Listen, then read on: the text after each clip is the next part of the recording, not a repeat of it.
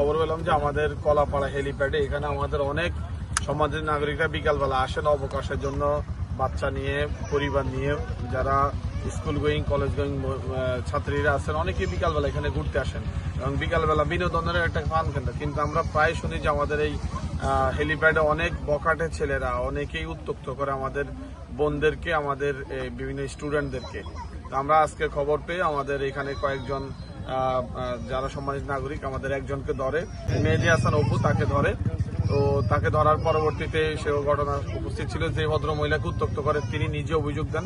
আমরা এসে মোবাইল কোর্টে এই জায়গা সরজমিন এসে ঘটনার সত্যতা প্রমাণ পাই এবং তাকে আমরা 10 দিনের বিনাশ্রম কারাদণ্ড দিই, দণ্ডবিধি 1860-এর 509 ধারা মোতাবেক।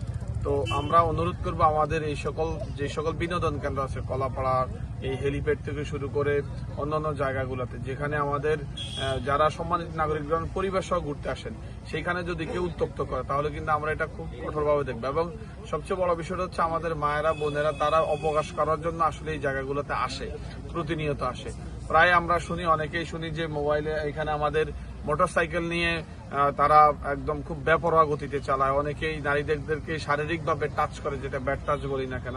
আমরা এই বিষয়গুলোকে খুব গুরুত্বের সাথে দেখবে। আমরা আবার যে এগুলো যাতে কেউ করতে না পারে আমরা তাদের উদ্দেশ্যে সতর্ক করে দিতে চাই। পরবর্তীতে জানলে আমরা এই কাজটাকে খুব দৃঢ়তার সাথে আমরা আইনানুগভাবে ব্যবস্থা নিব। এবং এই জন্য আমি কলাপাড়া থানার আমাদের ভারপ্রাপ্ত কর্মকর্তা, আমাদের প্রতিনিধি সহকারে আমাদের সমাজের নাগরিক যারা এই কাজটা ধরেছেন তাদের প্রতি আন্তরিক ধন্যবাদ, কৃতজ্ঞতা জানাই।